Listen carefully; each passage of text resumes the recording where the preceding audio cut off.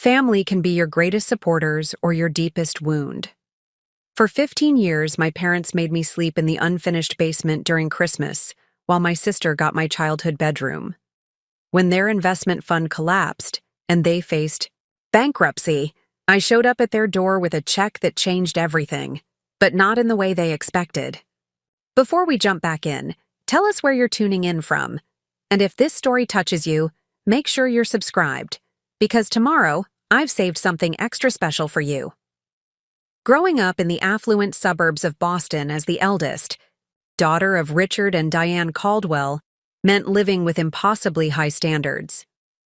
Our Victorian home on Maple Avenue was featured in local magazines twice for my mother's impeccable interior design. My father's investment firm managed portfolios for the city's elite, and appearances were everything. From the outside, we were the picture-perfect American family, successful parents, 2 daughters excelling in school, and a golden retriever named Windsor who completed the Norman Rockwell painting that was our carefully curated life. I'm Olivia Caldwell, 34, and until recently I was the family disappointment. Not because I'd failed in any conventional sense. I graduated with honors from Northeastern University, built a tech startup from scratch, and lived comfortably in my Seattle loft apartment. By most standards, I'd done well for myself. But in the Caldwell family, well wasn't good enough when my younger sister Rebecca existed. Rebecca was the golden child from the moment she was born. 3 years my junior, she had the kind of effortless charm and beauty that made people gravitate toward her. While I was awkward with my nose always in a book, Rebecca was captain of the cheerleading squad. When I struggled through calculus, she seemed to absorb complex math without opening a textbook. My father called her his natural-born businesswoman when she started selling homemade friendship bracelets at age 9. She got my instincts, he'd say proudly, never mentioning that I'd started coding websites for local businesses at age 12. The pattern was established early. Rebecca's achievements were celebrated with expensive dinners and extravagant gifts. My accomplishments received a perfunctory, "good job," before the conversation inevitably shifted back to my sister. When we both made honor roll, my parents took Rebecca out for ice cream to celebrate her finally catching up to her potential. I stayed home to finish my science project, but nothing exemplified my position in the family hierarchy more clearly than our Christmas traditions. Every year, the Caldwell home transformed into a winter wonderland. My mother hired professional decorators to adorn every inch of our 5,000-square-foot house with garlands, lights, and heirloom ornaments. The 12-foot Norwegian spruce in our foyer was featured in the local paper's holiday home section 3 years running. Our celebrations were legendary, with up to 40 guests attending Christmas Eve dinner each year. Family from across the country would descend upon our home for the week between Christmas and New Year's. Cousins, aunts, uncles, grandparents, everyone would stay with us rather than booking hotel rooms. Family stays with family, my mother would insist, though her definition of family seemed selective at best. And that's where the basement came in. When I was 19 and home from my freshman year at college, my mother pulled me aside 3 days before Christmas. "Olivia, Aunt Meredith and Uncle Philip are bringing the twins this year, and we need to make accommodations.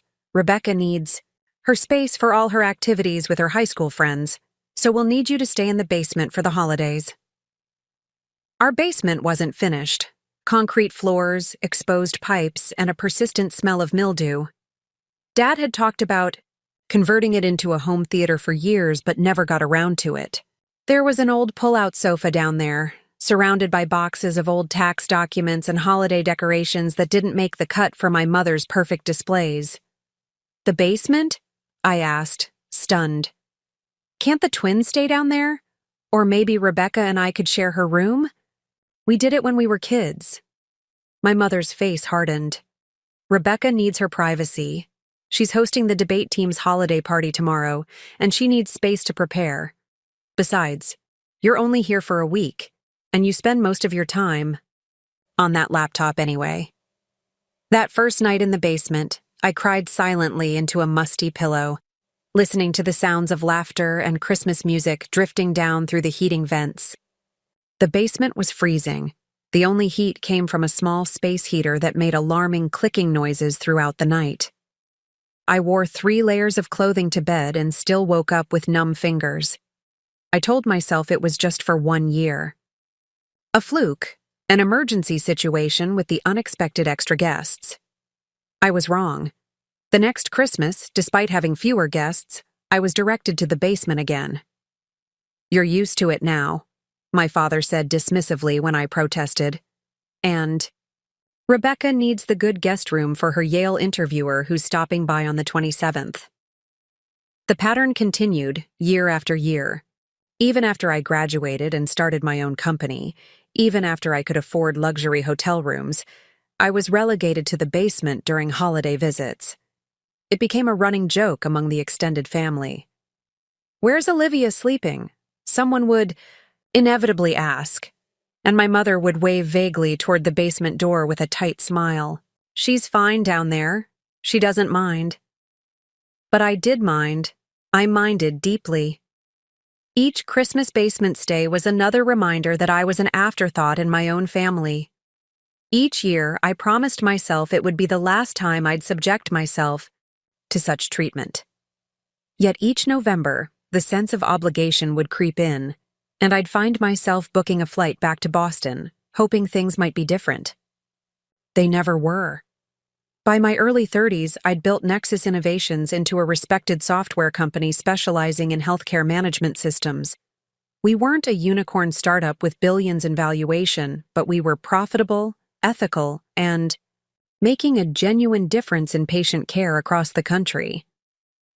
I had 28 employees who looked to me for leadership, a downtown Seattle loft with views of Puget Sound, and a life filled with purpose and achievement. Yet every Christmas, I morphed back into the overlooked daughter shivering on a pull-out couch surrounded by dusty holiday decorations and my father's old golf clubs. Last Christmas was the breaking point. I'd just closed a major contract with a hospital chain that would expand our software to 17 new locations. It was the biggest deal of my career, representing 3 years of development work and countless late nights. When I called my parents to share the news, my father answered, distractedly, "That's nice, Olivia. Listen, can I call you back? Rebecca just got a promotion at Goldman Sachs, and we're taking her to Le Bernardin to celebrate. Your mother's just putting on her coat." They never called back. 2 weeks later, I received my mother's annual Christmas email detailing the sleeping arrangements. "As usual, we've put you in the basement," she wrote. "We've added a new space heater since you mentioned being cold last year." Something in me snapped. 10 minutes later, I had canceled my flight to Boston and booked a solo trip to Hawaii instead. I spent Christmas morning on a sun-drenched beach in Maui, sipping coffee and watching the sunrise. For the first time in years, I felt at peace during the holidays. No walking on eggshells, no backhanded compliments about my modest career, no freezing basement nights listening to Rebecca, holding court upstairs. I sent my parents a brief email. "Decided to do something different this year. Merry Christmas from Hawaii." I attached a photo of my beach view. My phone rang almost immediately. "What do you mean you're in Hawaii?" My mother's voice was shrill, with indignation. "The whole family is here expecting to see you. Grandmother Mitchell asked where you were, and I had to make up some excuse about work. You've embarrassed us, Olivia." I needed a break, Mom. A break from what? From family? From tradition? "That's so selfish of you." I nearly laughed at the irony. "Tradition? You mean my tradition of sleeping in the basement while everyone else gets actual bedrooms?" "Not this again," she sighed. "You know we don't have enough space for— You have 6 bedrooms, Mom, 6. And somehow I always end up on a pull-out couch next to the water heater." "You're being dramatic. The basement isn't that bad." "Then why has no one else ever stayed there? Not once in 15 years? The line went quiet for a moment. I didn't call to argue, she finally said. Your father wants to talk to you. There was a rustling as the phone changed hands. Olivia.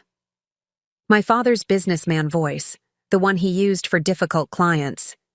This behavior is unacceptable. Your absence has upset your grandmother, and now Rebecca is crying.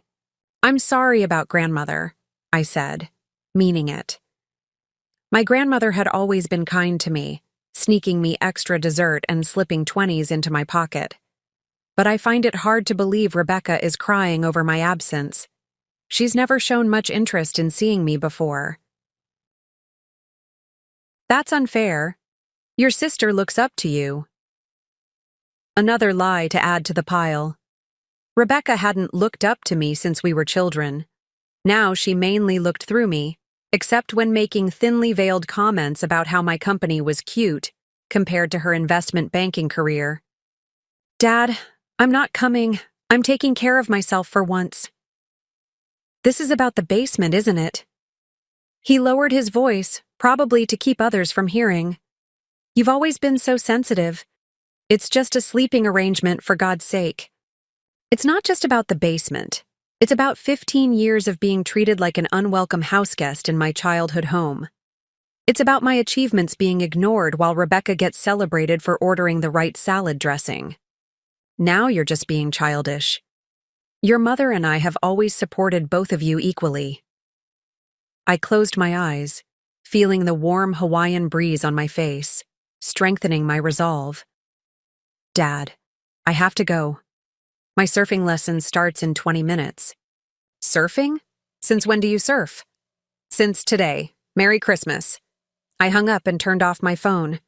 The rest of my Hawaiian Christmas was blissful. Hiking to waterfalls, learning to surf, badly but enthusiastically, eating fresh poke by the ocean, and sleeping in a real bed in a beautiful resort. I made friends with a retired couple from Portland who invited me to join their Christmas dinner when they heard I was alone. We stayed in touch afterward. They send me gardening tips and photos of their grandchildren. When I returned to Seattle, I felt different. Lighter. As if I'd finally set down a heavy suitcase I'd been carrying for decades.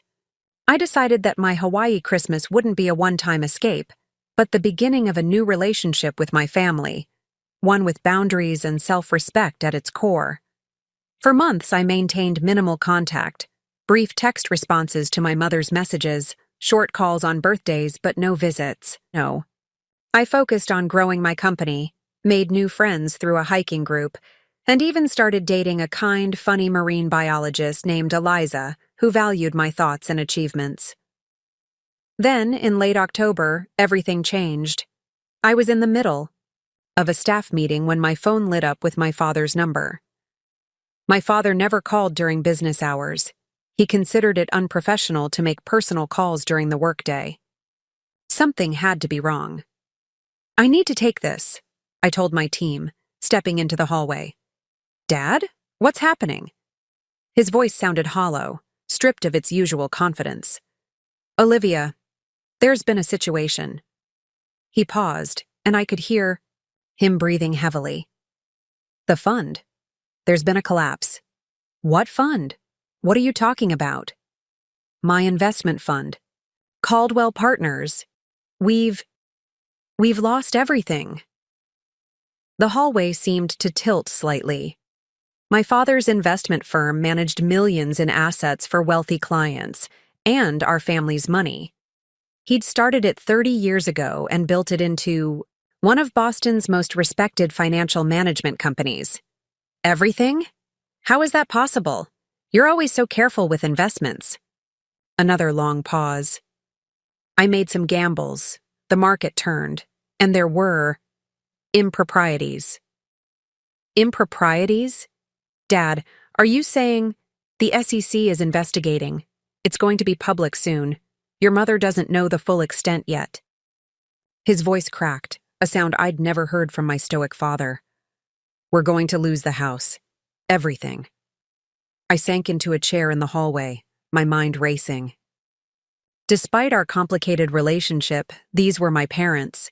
They were facing financial ruin and possibly legal consequences. What about Rebecca? Does she know? She's devastated. She had significant investments with the firm. Of course she did. My sister had followed in my father's footsteps, working at Goldman Sachs. She'd probably invested her considerable bonuses with Caldwell Partners, trusting our father's golden touch. I had not. When I started Nexus Innovations, my father had offered to manage my growing capital. "Let me put this money to work for you," he'd said confidently. "The returns I can get you will dwarf whatever that little software company brings in." But I'd declined. My company was my own creation, built without family connections or advantages. I wasn't about to hand control of its finances to a man who couldn't remember what my company actually did. Instead, I'd invested conservatively with a diverse portfolio managed by a Seattle firm with no connection to my family, a decision that now seemed almost prescient. "I need to go, Dad. I'll call you tonight when I'm home and we can talk about—" "What happens next?" "Olivia." He hesitated. "I know we haven't always. We'll figure it out," I said, more confidently than I felt. "Talk later." I returned to my staff meeting in a daze, somehow making it through the presentation on our new neural network feature. After work, I sat in my living room overlooking the Seattle skyline as dusk settled over the city, trying to process what this meant for my family, and for me. That night, I called my father back. He answered on the first ring, his voice low. "Your mother's asleep. She took a sedative. Tell me everything, Dad." And he did. The full story was worse than I'd imagined. My father had made increasingly risky investments trying to maintain the firm's stellar returns. When those went south, he began commingling funds, using new client money to pay returns to existing clients. A classic Ponzi scheme, though he wouldn't use that term. "I always intended to fix it," he insisted. "Just needed to make one big win to put everything back." But the big win never came. Now federal investigators were closing in. My father would likely face criminal charges. My parents would lose everything: the house, their savings, their standing in the community. My mother, who had built her identity around being a wealthy Boston socialite, would be destitute and disgraced. And Rebecca, who had invested heavily in our father's fund and whose identity was similarly built around status and appearance, would also lose her significant investments. "Have you told the family?" I asked. "Not yet. Just you and Rebecca. The news will break publicly next week when the SEC files charges. I don't know how to tell everyone." The same extended family who had gathered in our house every Christmas. The same relatives who had watched me troop down to the basement year after year, while they enjoyed the guest rooms, would soon know that the Caldwell wealth and prestige had been built on deception. "What can I do?" I asked, surprising myself with the question. My father was silent for a long moment. "Nothing. There's nothing anyone can do now." After we hung up, I sat in my darkened apartment for hours, thinking. I had achieved success on my terms, built something real and valuable. Meanwhile, my family's wealth, the source of the superiority they had always lorded over me, had been a house of cards. I could walk away. No one would blame me. After years of being the family afterthought, I had every right to let them face the consequences of my father's actions alone. But something inside me knew I couldn't do that. The next morning, I called an emergency meeting with my company's board of directors. 6 hours later, I was on a flight to Boston with a plan that would either heal my family or sever my ties with them forever. As the plane began its descent, I thought about all those cold Christmas nights in the basement, listening to the sounds of family warmth and connection above me. I thought about the dismissal of my achievements, the constant elevation of Rebecca, the casual cruelty masked as tradition. Then I thought about my grandmother, who had always seen me clearly and loved me anyway. "You're stronger than all of them put together," she had whispered to me one Christmas, when she found me crying in the laundry room after a particularly cutting remark from my mother. And someday they'll see it too. Maybe that day had finally arrived. The taxi pulled up to my parents' Maple Avenue address. The Victorian house looked the same, immaculate paint, perfect landscaping, but now I knew it was just a facade hiding a crumbling foundation. I paid the driver and stood on the sidewalk for a moment, gathering my courage. Then I walked up the familiar steps, carrying a slim leather portfolio containing a check that would change everything. I raised my hand and knocked on the door of my childhood home, ready to face whatever came next. Preparing and narrating this story took us a lot of time, so if you are enjoying it, subscribe to our channel. It means a lot to us. Now back to the story. The door swung open, and I barely recognized the woman standing before me. My mother, always impeccably dressed with not a hair out of place, looked like she'd aged a decade in the month since I'd seen her last. Her eyes were swollen from crying, her silk blouse wrinkled, her signature pearl necklace conspicuously absent. "Olivia!" She blinked as if I might be a hallucination. "We weren't expecting you." "Hello, Mom." I stepped forward to hug her, but she just stood there, arms limp, at her sides. "Dad called me. I came as soon as I could." She nodded vaguely and stepped aside to let me in. The house felt different, the usual floral scent of my mother's expensive candles replaced by a heaviness in the air, as if the walls themselves were holding their breath. Family photos still lined the entryway, smiling Caldwells and sailing. Attire, at ski resorts, at Rebecca's graduation. The perfect family narrative, carefully curated and displayed. "Richard is in his study," my mother said, her voice flat. "He hasn't left it in 3 days." I'd never heard her call my father Richard to me before. It had always been your father or dad, another small sign that the family's foundations were crumbling. "Where's Rebecca?" I asked, setting down my small overnight bag. My mother's face tightened. "She's staying at the Four Seasons downtown. She said she needed space to process everything." Her voice turned bitter, as if she's the only one suffering. I nodded, unsurprised. My sister had always retreated when things got difficult. In high school, she'd gone shopping in New York with friends when our grandmother was hospitalized, claiming she couldn't handle hospitals. Now, faced with family financial ruin, she had escaped to luxury accommodations while our parents faced the music alone. "I'm going to talk to Dad," I said, moving toward his study. "He won't want to see you," my mother called after me. "He doesn't want to see anyone." I ignored her and knocked on the heavy oak door of my father's study, the room that had been off-limits to me as a child, but had welcomed Rebecca whenever she wanted to learn about business. No answer came. I knocked again, harder. "I said I don't want dinner, Diane." My father's voice sounded muffled through the door. "It's Olivia, Dad. I'm coming in." I didn't wait for permission. The study was dark, lit only by the glow of my father's computer screen. The room smelled of whiskey and desperation. My father sat hunched at his desk, his silver hair unkempt, his face shadowed with several days' worth of stubble. An empty glass sat by his hand, a bottle of Macallan nearby. 3/4 empty. He looked up, his eyes red-rimmed and unfocused. "You shouldn't have come. Yet, here I am." I crossed the room and opened the heavy curtains. Late afternoon sunlight streamed in, illuminating dust motes and the disorder of the usually immaculate study.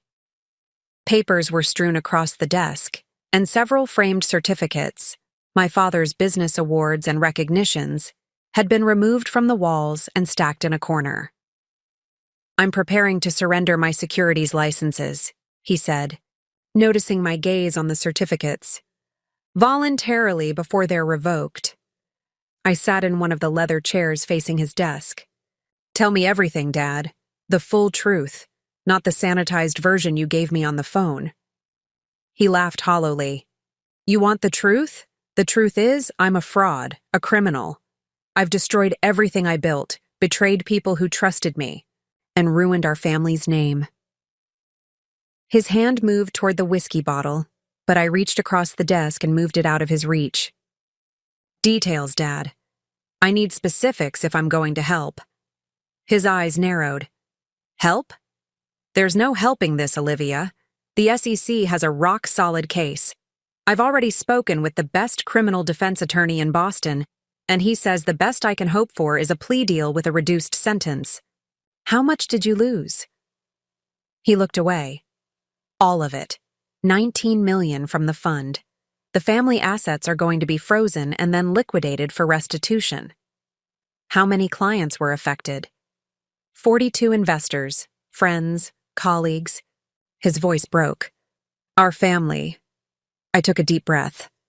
Including Aunt Catherine. My father closed his eyes, his face contorted with shame. My mother's sister, Catherine, had inherited a substantial sum when her husband died 6 years ago. On my father's advice, she had invested all of it with Caldwell Partners. She's going to lose everything, I said. It wasn't a question. Everyone is. I've ruined them all. He finally looked at me directly. Why are you here, Olivia? To witness my disgrace? To say I told you so because you were smart enough not to invest with me? I'm here because you're my father. A father who relegated you to the basement every Christmas while your sister got the guest suite. The whiskey had loosened his tongue. Don't pretend you're not enjoying this, at least a little. The old Olivia might have flinched at his accusation, might have scrambled to reassure him that she harbored no resentment. But I wasn't that person anymore. You're right, I said calmly. You were a terrible father to me in many ways. You dismissed. My accomplishments favored Rebecca shamelessly and made me feel unwelcome in my own family home. The basement was just a physical manifestation of where I stood in the family hierarchy. His face slackened with surprise. He wasn't used to directness from me. But, I continued, despite all that, I'm not here to gloat. I'm here to offer a solution. I opened my leather portfolio and slid a document across his desk. He stared at it without touching it as if it might burn him. What is this? It's a proposal. Nexus Innovations will purchase Caldwell Partners, assume all its debts, and make full restitution to the defrauded investors. His eyes widened as he finally reached for the document. This is impossible. Your company isn't large enough to— My company is doing exceptionally well, Dad. The healthcare management software market is booming, and we've just secured Series C funding that values Nexus at over $400 million. We have the capital and the cash flow to make this work. He flipped through the pages, his hands trembling slightly.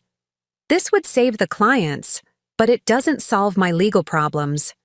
The SEC isn't going to drop criminal charges because you're bailing out the fund. Turn to page 7. He did, and I watched his expression change as he read the conditions of my proposal. Full cooperation with authorities, he read aloud. Public admission of wrongdoing. Resignation from all financial positions and surrender of all licenses. Agreement never to serve as an officer or director of any public company. He looked up at me. This is still a prison sentence, Olivia. Not necessarily. My attorneys believe that with full restitution to the victims, complete cooperation, and your acceptance of a lifetime ban from the securities industry, the prosecutor might agree to probation rather than incarceration, especially given your age and lack of prior offenses. Hope flickered in his eyes, quickly replaced by suspicion. What's the catch? What do you get out of this? I leaned forward. First, I get to protect Aunt Catherine and the other innocent people you dragged down with you. Second, I prevent our family name from being completely destroyed, which matters. To me, more than I'd like to admit. And? He knew me well enough to know there was more. And I get controlling interest in the Maple Avenue property. His eyebrows shot up. The house? You want our house? The house belongs to the fund now, or it will once assets are frozen. I'm proposing to buy it as part of the overall acquisition. Why? You've never shown any attachment to this place. You've built your life across the country. I smiled slightly. Let's just say I have plans for it. My father stared at the document for a long moment, then looked up at me with an expression I'd never seen before. A mixture of shame, respect, and something close to awe. When did you become so formidable? He asked. I've always been formidable, Dad. You just never noticed. The door to the study opened, and my mother stood there, her expression unreadable. I couldn't help overhearing, she said, which meant she'd been listening at the door. You're offering to save us? I'm offering to mitigate the damage. I corrected. Dad will still face consequences, as he should. But yes, I can prevent complete financial ruin for the family and make the investors whole. Why would you do this? She asked, her voice barely above a whisper. After how we've treated you. I stood up, suddenly needing space from both of them. I'm not doing it for you. I'm doing it because it's the right thing to do, and because I can. The question is whether you'll accept my help and my terms. My father looked at my mother, some unspoken communication passing between them. She gave a small nod. We'll need time to review this with our attorneys, he said, tapping. The proposal. You have until tomorrow morning, I replied. After that, the SEC files charges, and this all becomes much more complicated. Where are you staying tonight? My mother asked. I've booked a room at the Lenox Hotel. My mother actually flinched. For years, whenever I visited Boston, she had insisted I stay at their house, in the basement, of course, rather than waste money on a hotel room. Now I was staying at one of the most expensive hotels in the city, and we all knew why. We should call Rebecca, my father said. She needs to be part of this discussion. I'm sure she does. I couldn't keep the edge from my voice. Though, she doesn't seem very interested in being part of the family crisis, hiding out at the Four Seasons. Don't start, Olivia, my mother said sharply. She's devastated. She lost nearly $2 million in the fund. I bit back a retort about Rebecca's history of financial privileges. This wasn't the time for old grievances. Call her. Tell her to meet us for dinner at Sorellina at 8. My treat. Sorellina? My mother looked surprised at my choice of one of Boston's most expensive Italian restaurants. Might as well enjoy the finer things while we can, I said with a small smile. After all, you taught me the importance of appearances. I left them in the study and went upstairs to what had once been my childhood bedroom. After I moved out for college, my mother had converted it into a home office, removing all traces of my existence. I stood in the doorway, looking at the sleek desk and bookshelves filled with my mother's interior design books and society photographs. My phone buzzed with a text from Eliza. Landed safely? How are the parents of the basement banisher? I smiled at her nickname for my mother. I'd told Eliza all about my family dynamics over late-night conversations and morning coffee. She'd been horrified by the basement story, unable to comprehend how parents could treat their child that way. Landed safe, I texted back. Parents, shell-shocked. Making my proposal tonight. Miss you. Miss you more. Remember, you're offering them salvation, not begging for acceptance. You hold the power now. Use it wisely, basement warrior. I laughed out loud at that, the sound echoing strangely in the house that had never heard much of my laughter. Eliza was right. I wasn't here as the family disappointment anymore. I was here as their potential savior. The power dynamic had shifted completely, and we all knew it.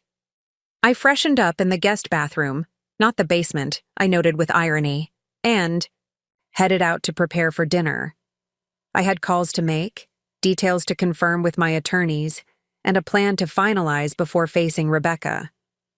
As I stood on the front porch waiting for my Uber, I gazed at the house that had never truly felt like home to me. Soon, if everything went according to plan, it would be mine. Not because I had any sentimental attachment to it, but because its fate was now part of a larger strategy, one that would either heal my family or set me free from it forever.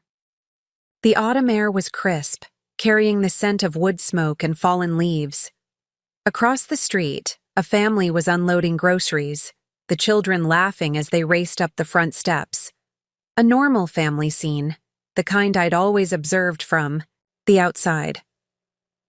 My Uber arrived, and as I settled into the back seat, I felt a curious lightness. For years, I'd carried the weight of my family's rejection, trying to earn the love and recognition that should have been freely given. Now, having walked away, having built my own success and found people who valued me for exactly who I was returning, not as a supplicant, but as an equal. More than equal. I was returning with the power to determine my family's fate. Sorellina was as elegant as I remembered, with its warm lighting and sleek, modern Italian decor. I arrived early and requested a private dining area. The maitre d' recognized my name. The reservation had been made through my company's executive concierge service. Miss Caldwell, we're delighted to have you with us tonight. Your private dining. Room is ready, and the sommelier has selected several options based on your preferences. I was seated in a secluded corner with a view of the main dining room, a bottle of Barolo already breathing on the table. I'd chosen Sorellina deliberately. It was where my parents had taken Rebecca to celebrate her acceptance to Yale. I hadn't been invited. I was too busy with work, according to my mother. I'd seen the photos on Instagram, my sister radiant in a new dress my parents had bought for the occasion, my father raising a glass and a toast. I was reviewing a document on my tablet when I felt a presence at the table. Looking up, I saw Rebecca standing there, looking uncharacteristically uncertain. My sister had always been the pretty one, the charming one. Tonight she looked beautiful but brittle, her designer dress hanging slightly loose on her frame, her makeup carefully applied but not quite concealing the shadows under her eyes. Olivia. She hesitated, then bent to give me an air kiss that didn't quite connect. This is unexpected. Hello, Rebecca. Please sit. Would you like some wine? She nodded and settled across from me, her movements lacking their usual confidence. I poured her a glass of the Barolo, noting how her hands trembled slightly as she accepted it. Have you seen them? She asked, taking a larger sip than was proper for such an expensive wine. I came straight from the house. She winced. How bad is it? Dad's alternating between self-pity and self-loathing. Mom's in denial. The house looks the same, but it feels like all the air has been sucked out of it. Rebecca nodded, staring into her wine glass. I can't believe this is happening. Everything he built, everything we had, just gone. The we wasn't lost on me. Rebecca had always seen herself as her father's true successor, the rightful heir to the Caldwell legacy. Not necessarily gone, I said carefully. Her head snapped up. What do you mean? I have a proposal that might salvage the situation, at least partially. Her eyes narrowed with suspicion, so like our father's. What kind of proposal? Let's wait for Mom and Dad. I'd rather explain it once. Fine. She took another large sip of wine. Why are you even here, Olivia? Last I heard, you were playing Castaway in Hawaii instead of spending Christmas with your family. I smiled thinly. As opposed to you, who's playing guest at the Four Seasons while our parents face financial and social ruin alone? She flushed. That's not fair. I needed space to think. Do you have any idea how much money I lost in Dad's fund? My entire portfolio, everything.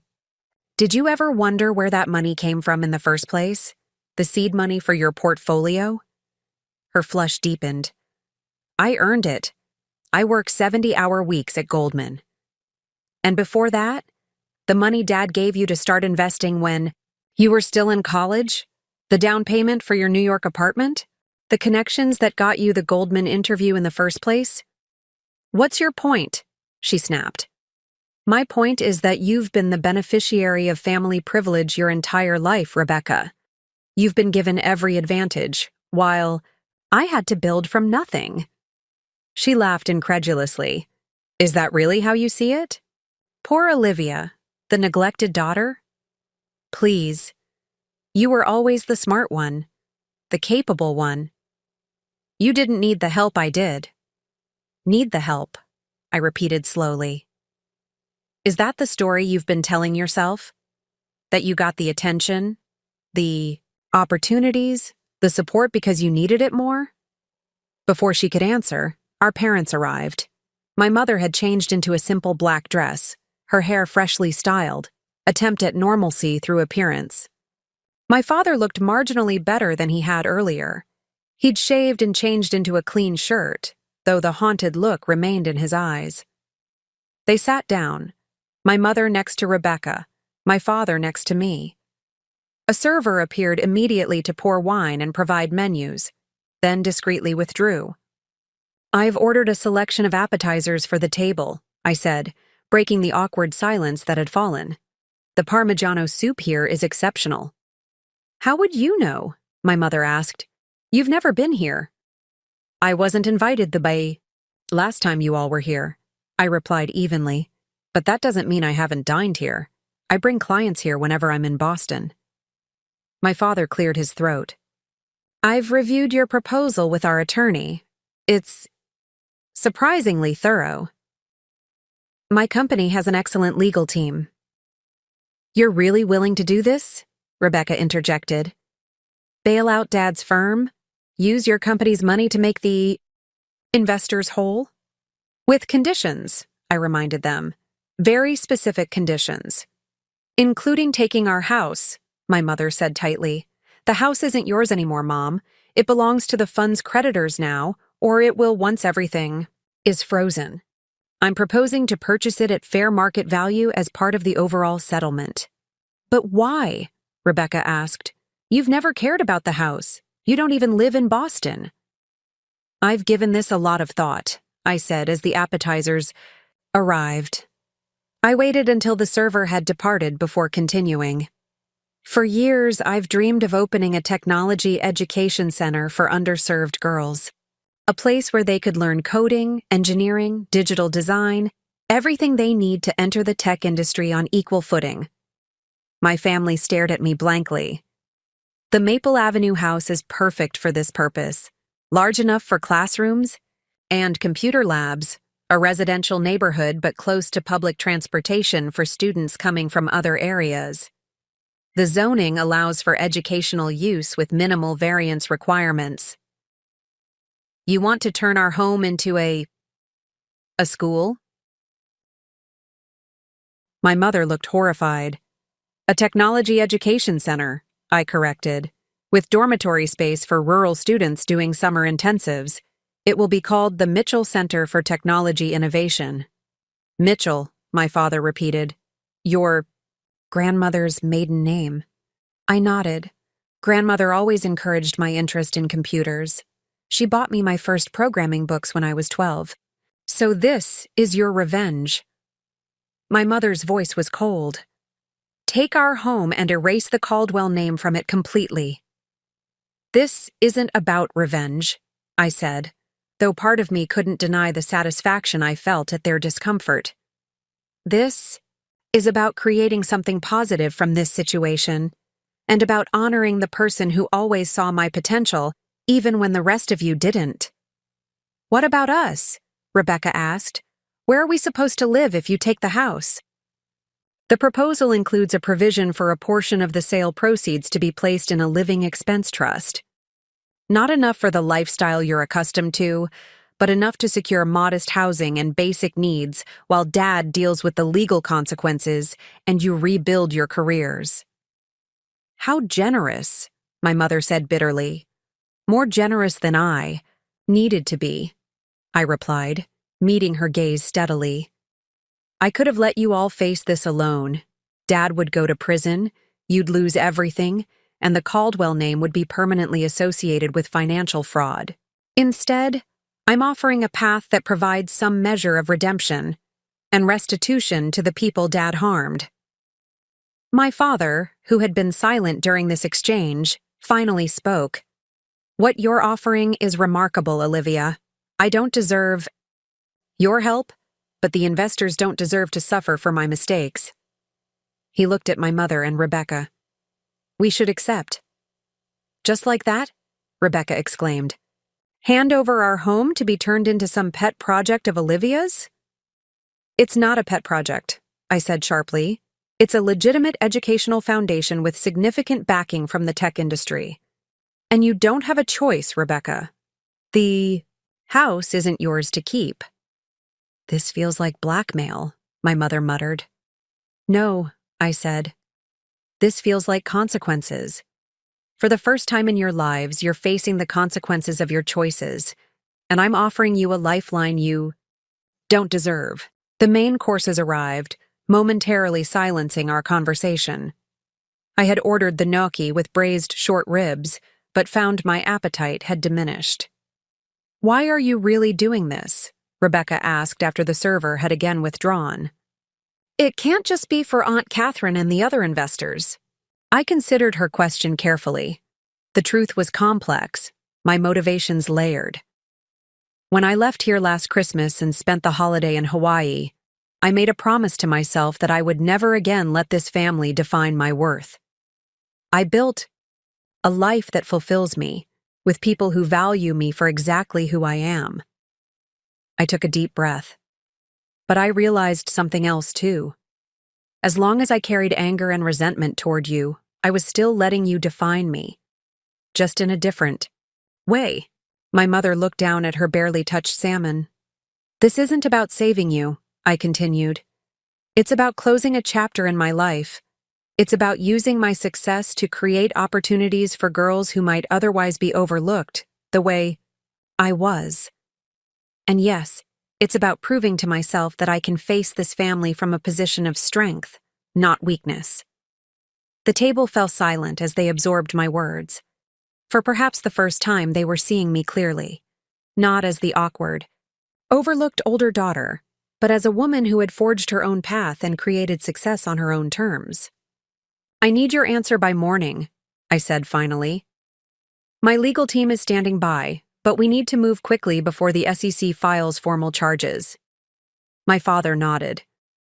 You'll have our answer, but I think I can speak for all of us when I say we accept your terms, and we're grateful beyond words. Rebecca looked like she wanted to object, but a sharp glance from our father silenced her. Good. I signaled for the check. In that case, I'll have the papers delivered to the house at 9 tomorrow for signatures. After that, everything moves quickly. As the server processed my credit card, an awkward silence fell over the table. We had never been good at genuine emotion in my family, except for my sister's dramatic outbursts, which had always been indulged. Where will you stay tonight? My mother finally asked. Your room at the house. Isn't my room anymore. I finished for her. It hasn't been for a long time. I have a suite at the Lenox, as I mentioned earlier. Of course. First, she looked embarrassed, perhaps finally realizing how unwelcome they had made me feel all these years. Outside the restaurant, as we waited for our respective cars, my father turned to me. I never understood you, Olivia, he said quietly. I never took the time to try. No, you didn't, I agreed. For what it's worth, I'm proud of the woman you've become, even if I had nothing to do with it. I studied his face, looking for signs of manipulation or insincerity, but all I saw was genuine regret and dawning recognition of everything he had missed. Thank you for saying that, Dad. Maybe someday it will mean something to me. My car arrived first. As I moved to get in, Rebecca suddenly stepped forward and hugged me, the first real hug we'd shared in years. We were awful to you, she whispered. I was awful to you. Yes, I said simply. I don't know if we can ever make it right.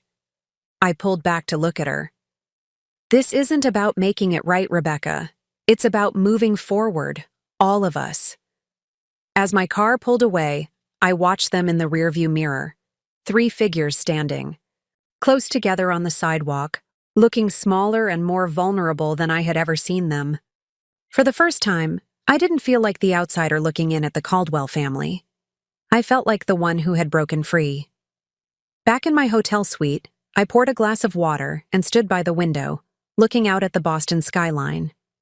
My phone buzzed with a text from Eliza. How did it go? They accepted, I texted back. House will be the Mitchell Center by next spring. Your grandmother would be so proud. You are incredible. I smiled, feeling a warmth that had nothing to do with family obligation or approval seeking. I had built this life, my successful company, my relationship with Eliza, my plans for the education center, through my own efforts and choices. The basement-dwelling daughter had emerged into the light, stronger for having navigated the darkness. Tomorrow, papers would be signed. Lawyers would file motions. The process of salvaging what could be salvaged from my father's mistakes would begin. But tonight, standing in a room I had paid for with money I had earned, looking out at the city that had once felt like a place of rejection, I felt something unexpected. I felt free. Morning brought a clarity that only comes after life-altering decisions. I woke in my hotel suite feeling oddly calm, despite the weight of what lay ahead. My legal team had worked through the night, finalizing documents and coordinating with the SEC's Enforcement Division. By noon, if all went according to plan, Nexus Innovations would officially begin the process of acquiring Caldwell Partners' assets and liabilities. The magnitude of what I was undertaking wasn't lost on me. This was a significant financial risk for my company, one that my board had only reluctantly approved after hours of intense discussion. This is business, not family therapy, my CFO had argued. But ultimately, they trusted my judgment, and the potential PR value of rescuing defrauded investors had tipped the scales. After a quick breakfast and a video call with Eliza, who offered her unwavering support despite her concerns, just don't let them hurt you again, Liv, I headed to my childhood home for what would likely be one of my last visits before it transformed into something entirely new. The morning was crisp, leaves crunching beneath my feet as I walked up the familiar path. This time, my father opened the door before I could knock. He was dressed in a suit, as if heading to the office, though we all knew he would never set foot in Caldwell Partners again. The lawyers are already here, he said by way of greeting, stepping aside to let me in. Conference room set up in the dining room. I'd brought my own legal team, 3 attorneys from my company's Boston counsel. They were already seated at one end of the dining room table, laptops open, documents arranged in precise stacks. At the other end sat my parents' attorneys, looking grave. My mother perched rigidly in a chair by the window while Rebecca paced near the fireplace. Where's your legal representation? I asked Rebecca. I'm using Dad's team, she replied, not meeting my eyes. I can't exactly afford my own lawyers anymore. I nodded and took a seat at the head of the table, a position my father had occupied for countless family dinners. The symbolism wasn't lost on anyone in the room. Let's begin, I said, and with those 2 words, launched a process that would irrevocably alter the Caldwell family forever. For the next 3 hours, we moved through document after document, my father signing away his control of the investment firm, my mother relinquishing claims to assets purchased with fund money, Rebecca agreeing to return certain gifts that were technically purchased with investor funds, and all of them signing off on the transfer of the Maple Avenue property to a newly established nonprofit foundation, the Mitchell Center for Technology Innovation. The house sale was technically a separate transaction from the fund acquisition, but I had made one contingent upon the other. My attorneys had structured everything to ensure that all innocent investors would be made whole, while my father would face appropriate consequences for his actions. The agreement included his full cooperation with authorities, a lifetime ban from the securities industry, and agreement to a plea deal that would likely result in probation rather than prison time, given the full restitution to investors. With these signatures, my lead attorney explained, Nexus Innovations will immediately begin the process of notifying all affected investors that their funds will be returned in full, plus 3% interest to compensate for lost time and opportunity. 3% is generous, my father's lawyer noted, the first time she'd spoken in hours. Ms. Caldwell insisted, my attorney replied. She was particularly concerned about those investors who might face financial hardship while waiting for restitution. My father looked at me from across the table, a question in his eyes that he couldn't quite voice. Aunt Catherine needs her money back as soon as possible, I said, answering his unspoken query. She's been putting off a knee replacement because she thought she'd lost her medical fund. My mother made a small, pained sound. Catherine was her only sister, and they had once been close. The knowledge that her husband had stolen her sister's medical fund clearly cut through even her practiced composure. As the final documents were notarized and my attorneys began packing up, an unexpected weight lifted from my shoulders.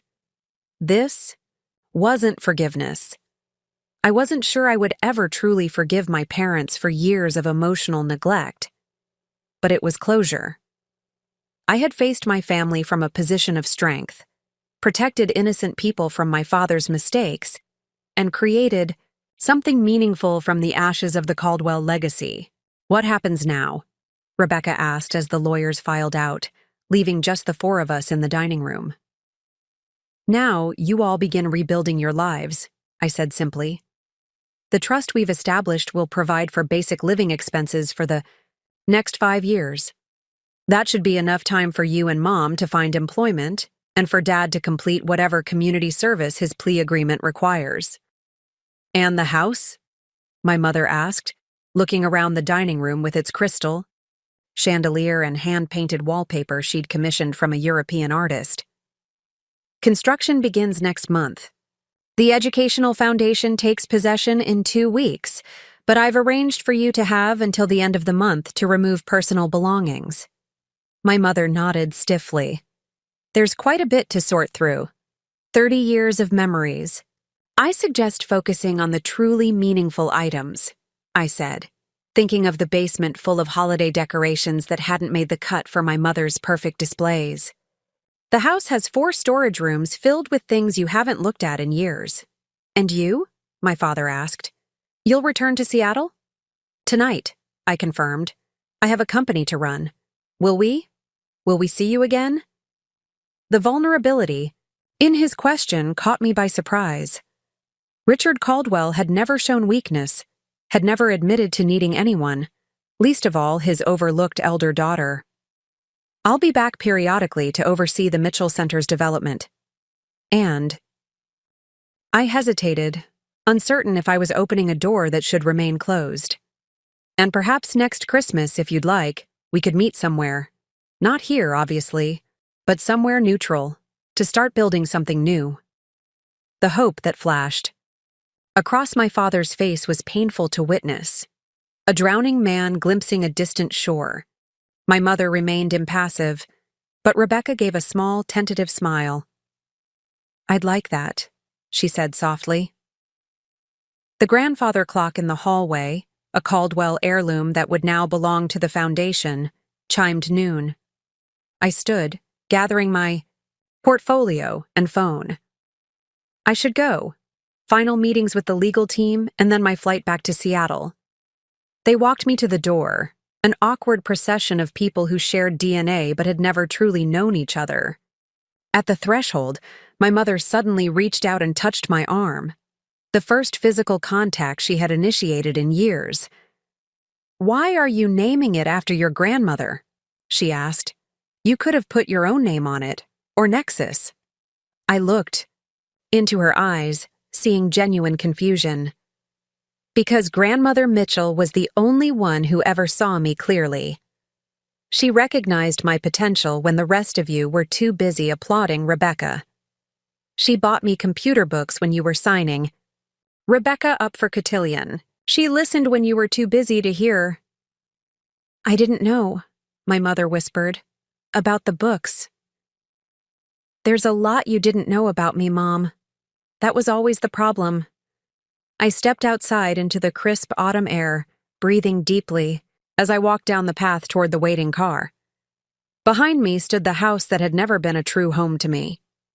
Ahead lay a future I had built for myself, brick by brick, code by code, choice by choice. The following spring, I returned to Boston for the grand opening of the Mitchell Center for Technology Innovation. The transformation of the Maple Avenue property was remarkable. The formal dining room where we had signed the legal documents 6 months earlier was now a state-of-the-art computer lab, its walls lined with sleek workstations instead of my mother's cherished Limoges china. The living room had become a collaborative workspace with modular furniture and interactive whiteboards. My father's study, once forbidden territory to me, was now the center's library, filled with books on coding, robotics, and digital design. Only one room remained relatively unchanged, my grandmother's former bedroom, which now served as my office during my visits. I had preserved her window seat where we used to sit together during her visits, she reading to me while my parents fawned over Rebecca downstairs.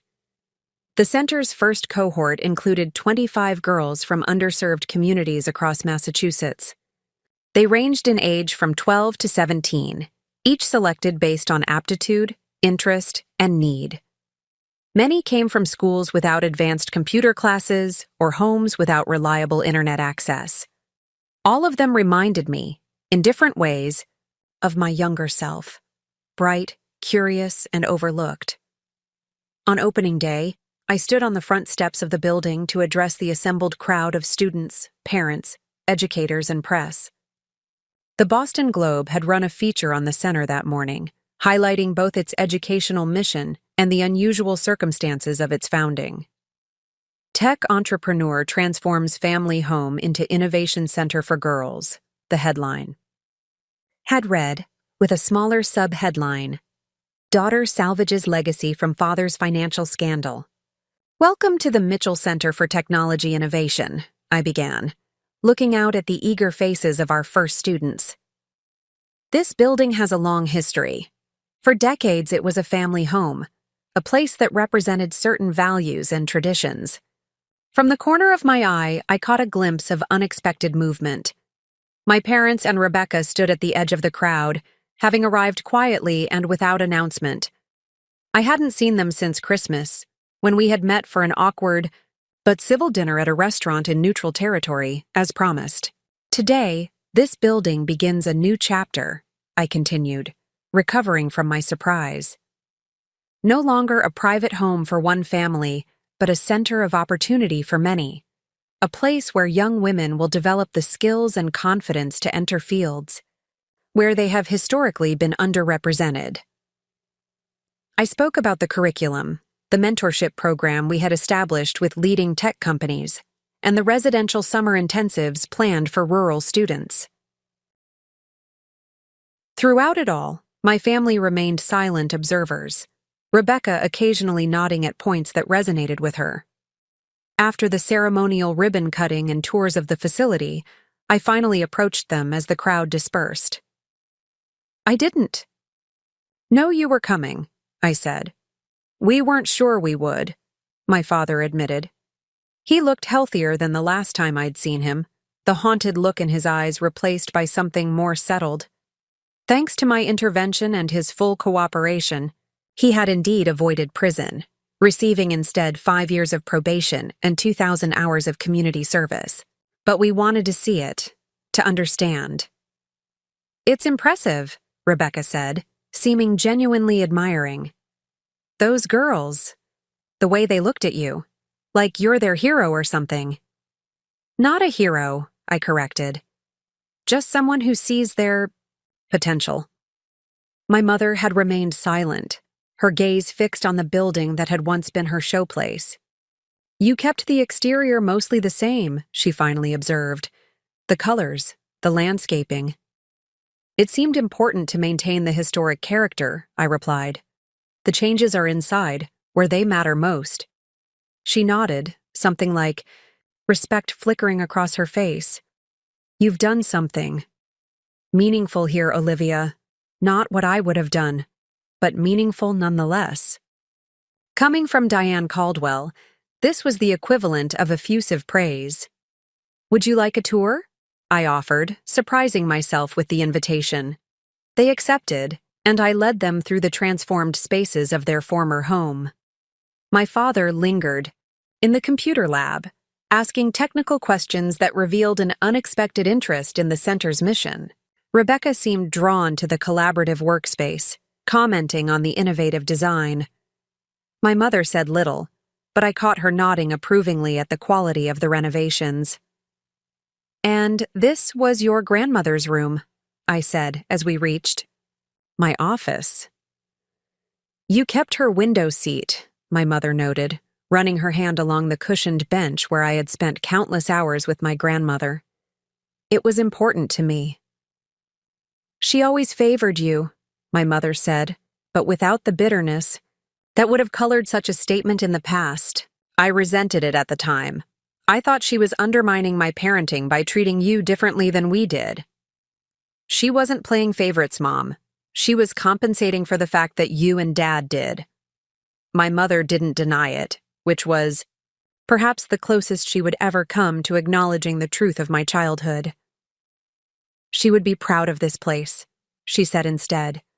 "Proud of you." After they left, I sat in my grandmother's window seat, watching as they walked to their car, a modest sedan that had replaced my father's luxury vehicles. They moved differently now, without the entitled confidence that had once characterized their bearing. The Caldwell fall from grace had been complete, their social standing in Boston irreparably damaged by my father's crimes. Yet there was something almost liberating in their diminished circumstances. Freed from the exhausting performance of perfection, they seemed more human, more authentic than I had ever known them to be. My phone buzzed with a text from Eliza. "How did the opening go? Wish I could have been there." "It went well," I replied.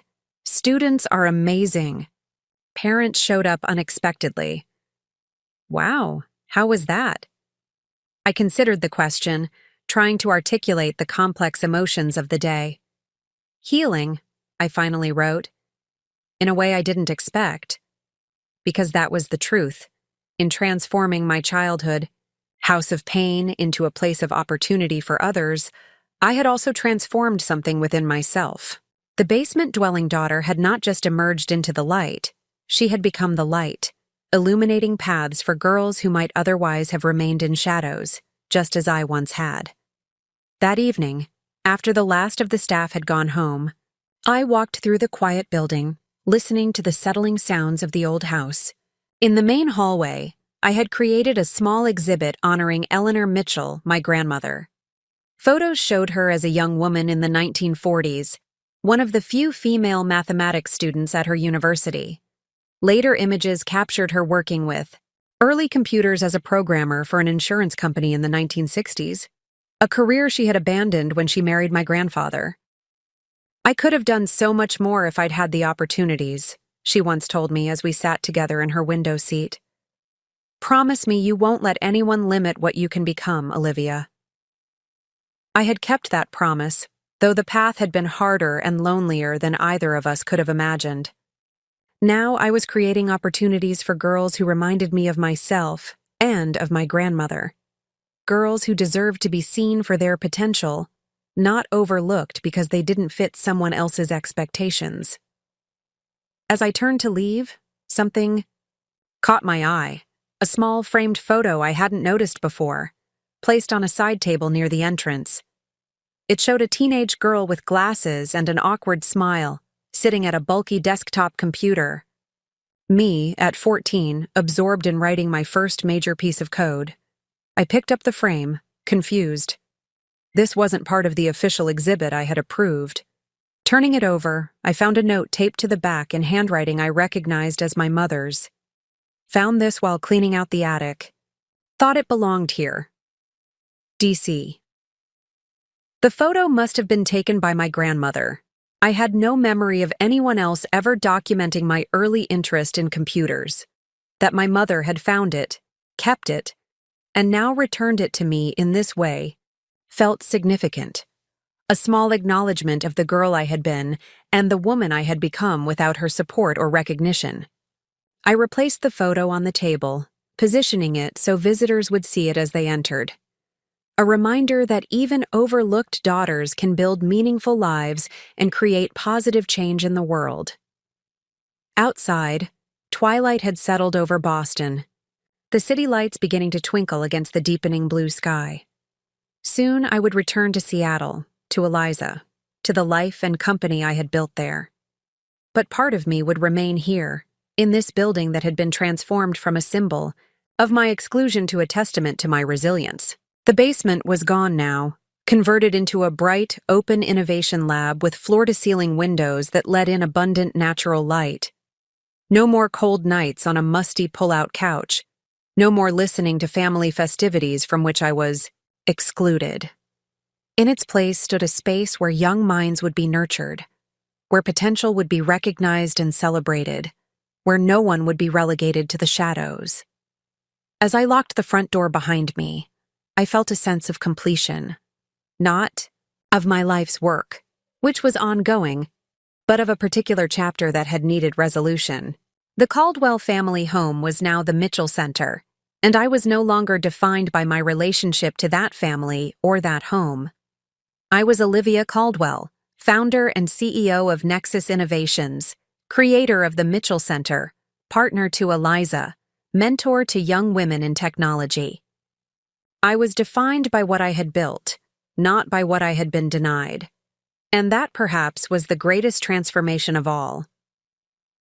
The following Christmas Eve, snow fell gently over a small restaurant in Cambridge, where 4 people sat at a corner table, sharing a meal that was neither lavish nor austere. My parents and Rebecca had accepted my invitation for a holiday dinner, our new tradition, I had suggested, without the pressures and performances of the past. They arrived with small, thoughtfully chosen gifts, books on technology ethics for me, a handcrafted scarf from a local artisan for Eliza, who had flown in from Seattle to join us. No extravagant presents designed to impress, just simple offerings that showed more care than any gift they had given me in the past. To new beginnings, my father toasted, raising his glass of sparkling water. His probation prohibited alcohol, a restriction he had embraced as part of his rehabilitation. And to seeing clearly, my mother added, her eyes meeting mine with unexpected warmth. Rebecca, who had recently started a modest marketing consultancy after being unable to find work in finance due to her association with our father's scandal, reached across the table to squeeze my hand.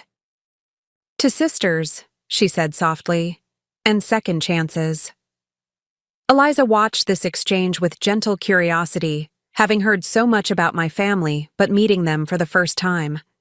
Later, as we walked back to our hotel through the snow-covered streets, she linked her arm through mine. "They're trying," she observed, "in their own way." "Yes," I agreed. "It's not perfect, it probably never will be. But it's real, which is more than we ever had before."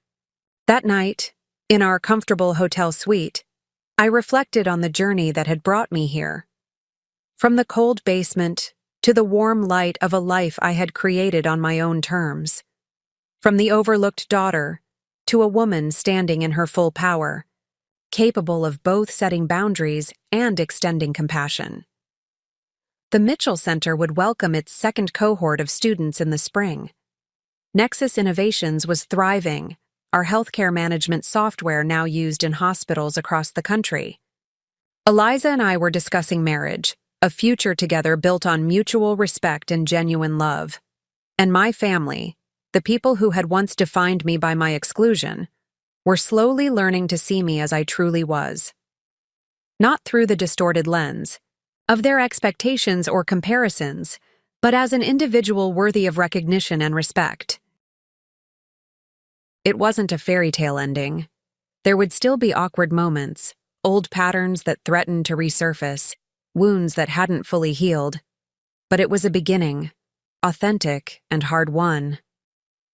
As I drifted off to sleep, I thought about the basement, that no longer existed, transformed now into a place of innovation and possibility. Like so many women before me, I had taken the space I was relegated to and transformed it into something powerful. I had refused to remain in the darkness, instead becoming a source of light for others.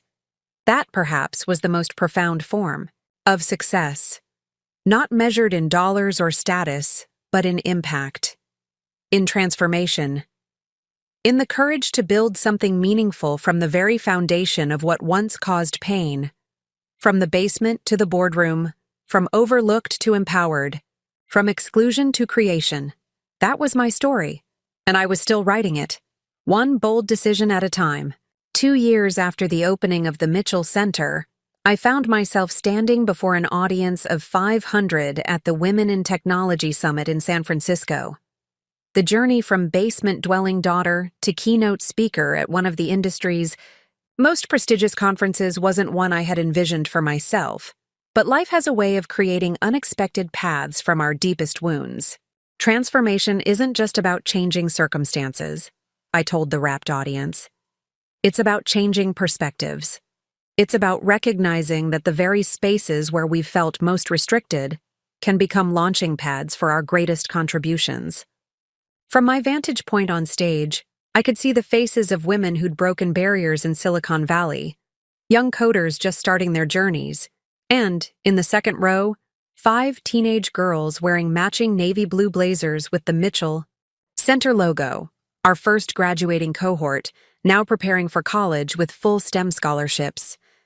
When I renovated my childhood home into an education center for underserved girls, many people called it revenge, I continued. They assumed I was trying to erase painful memories or punish my family for years of inequitable treatment. I paused, letting my gaze drift over the audience. But transformation runs deeper than revenge. Revenge keeps you tethered to pain. Transformation releases you from it, while creating ripples of positive change that extend far beyond your own experience. As I spoke, I thought about those ripples. How one decision to convert a basement into a technology lab had sparked a movement that now included 3 Mitchell Centers across the Northeast, with a 4th breaking ground in Chicago the following month. How our graduates were entering elite computer science programs and bringing diversity to internship programs at major tech firms. How the story of a daughter converting her family home after her father's financial disgrace had captured media attention and brought crucial funding to our mission. After my speech, during the networking reception, I was approached by a distinguished woman in her 60s, her silver hair cut in a precise bob, her handshake firm and confident. Marguerite Herrera, she introduced herself. I'm the director of the National Foundation for Women in Computing. I recognized both the name and the organization immediately. The NFWC was the country's largest nonprofit dedicated to increasing female representation in computer science. Your work has caught our attention, Ms. Caldwell, she continued, particularly your focus on identifying talent in communities that traditional programs overlook. Thank you, I replied. That's at the core of our mission, which is why I'd like to discuss a potential partnership. She handed me a business card embossed with the NFWC logo. We're launching a national initiative to establish 50 technology centers for girls over the next decade. Your Mitchell Centers provide a model we'd like to expand. My heart raced at the implication. A national partnership would exponentially increase our impact, bringing technological education to thousands more girls who might otherwise never discover their aptitude for coding or engineering. I'd be very interested in continuing this conversation, I said, already mentally calculating how such an expansion might work. Excellent. My office will contact yours tomorrow to set up a formal meeting. She paused, studying me with shrewd eyes. I've followed your story, Ms. Caldwell. The basement. At Christmas. The family scandal. Your response to it all. It's quite remarkable. I felt a familiar tightness in my chest whenever my personal history came up in professional contexts. The centers are what matter, I said, not how I came to create them. On the contrary, Marguerite countered, how you came to create them is precisely what matters. You transformed personal pain into public purpose. That's why your model works. It's authentic. It comes from lived experience, not corporate social responsibility calculations.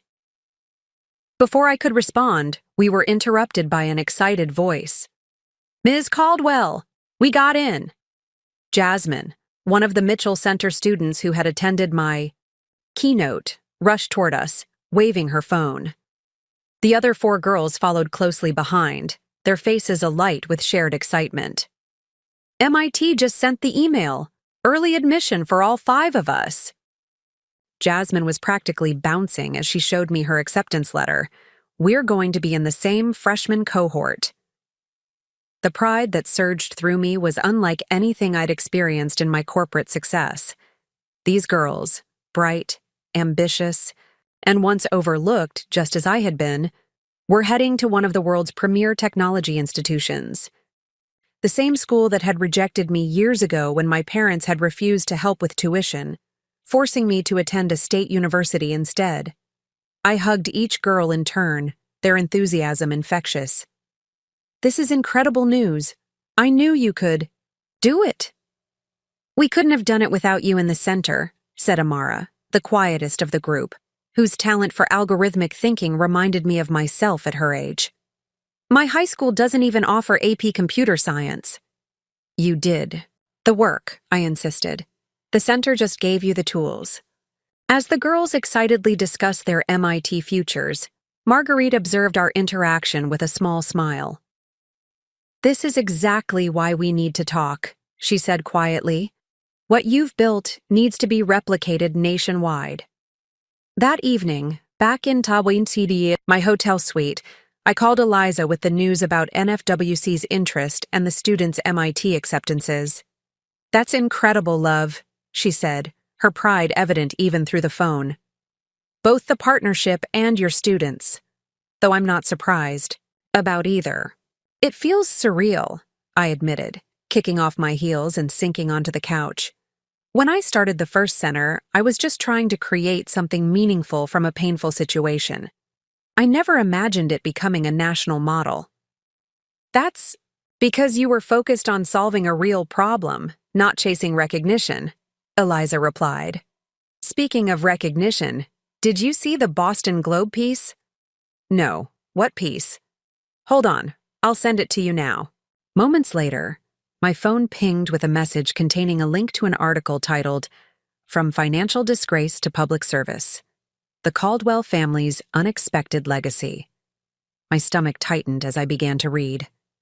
The article detailed my father's journey from disgraced investment manager to dedicated community servant.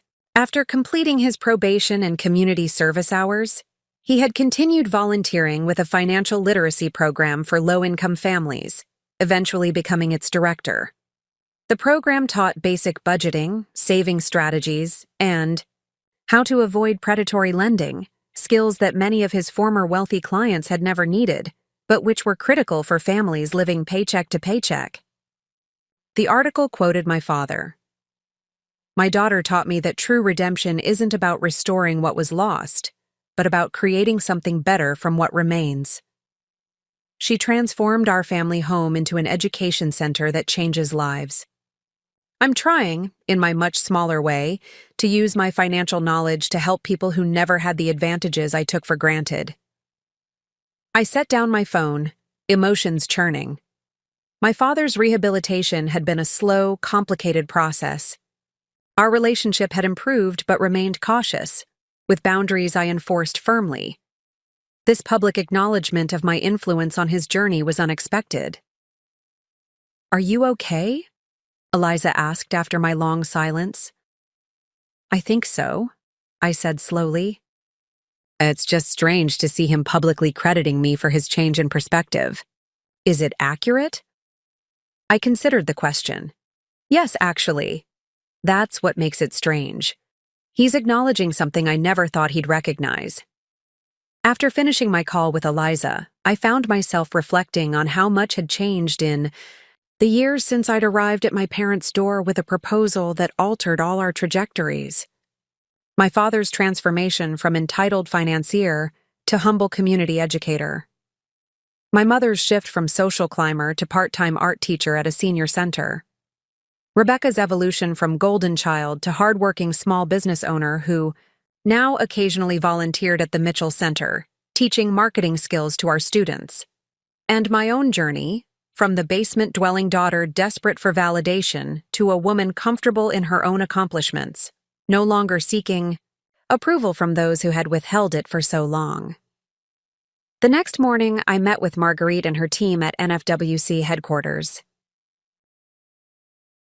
The potential partnership they outlined was more comprehensive than I'd expected, a plan to establish Mitchell-inspired centers in all 50 states over the next decade, with significant funding from both corporate sponsors and federal grants. We don't want to simply replicate your physical model, Marguerite explained as we reviewed the proposal.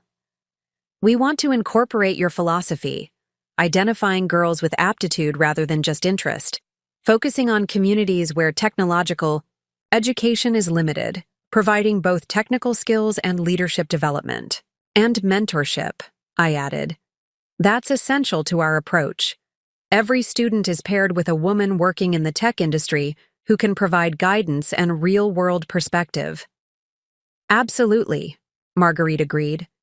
In fact, we'd like to formalize that aspect into a national mentorship network. By the end of the 4-hour meeting, we had outlined a framework for collaboration that would maintain the Mitchell Center's core values while expanding their reach exponentially. I left feeling both exhilarated and slightly overwhelmed by the scope of what we were undertaking. As I walked through San Francisco's financial district toward my next meeting, my phone rang with an unfamiliar Boston number. Olivia Caldwell, I answered. Ms. Caldwell, this is Catherine Mitchell. My aunt's voice was instantly recognizable, though we hadn't spoken directly in years. My relationship with my mother's sister had been cordial but distant, complicated by family dynamics and my father's betrayal of her trust. Aunt Catherine, I said, surprised. Is everything all right? Yes, everything's fine. I'm calling. Because. She hesitated. I saw the article about your father's financial literacy work, and I've been following the success of the centers you've named after my mother. My grandmother, Eleanor Mitchell, had been Catherine's mother as well, though Catherine had never shown the same closeness to her that I had experienced. The centers are doing well, I confirmed, unsure where the conversation was heading. I should have reached out sooner, Catherine said, her voice softening. When you arranged for my investment to be returned after Richard's fund collapsed, that saved me from having to sell my home. I've never properly thanked you. It was the right thing to do, I said simply. You were an innocent victim in all of it. Perhaps. She paused again. But there's another reason I'm calling. I've been going through Mother's things, finally, after all these years. And I've found some items I think should go to the Mitchell Center. Or to you personally. What kind of items? I asked, intrigued. Mother's papers from her time as a programmer in the 60s. Technical manuals she annotated, journals about her work, and photographs, quite a few with you as a girl, working on your first computer. She kept everything related to your interest in technology. A lump formed in my throat. I'd had so few tangible connections to my grandmother after her death. To discover this archive of her technological work and her documentation of our shared interest felt like finding a missing piece of myself. That's incredibly meaningful, Aunt Catherine. I'd be honored to have those items for the center's historical collection. There's one more thing, she added. A letter Mother left for you. It was in a sealed envelope with instructions that it be given to you when you've found your path. I think that time has clearly come. We arranged for the materials to be shipped to the Boston Mitchell Center, where I'd retrieve them during my next visit. After ending the call, I stood for a moment on the busy sidewalk, pedestrians streaming around me, feeling a connection through time to the grandmother who had seen my potential when no one else did. That evening, after a full day of meetings, I found myself drawn to visit the San Francisco Museum of Innovation, where a special exhibit on women in computing history was currently featured.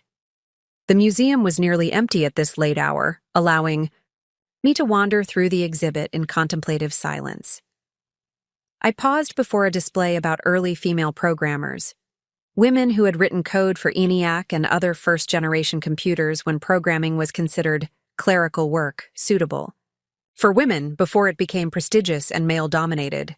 My grandmother had been among this pioneering generation, though her contributions were too small to merit museum recognition. Inspiration strikes in unexpected places, doesn't it? I turned to find Marguerite Herrera standing beside me, studying the same display.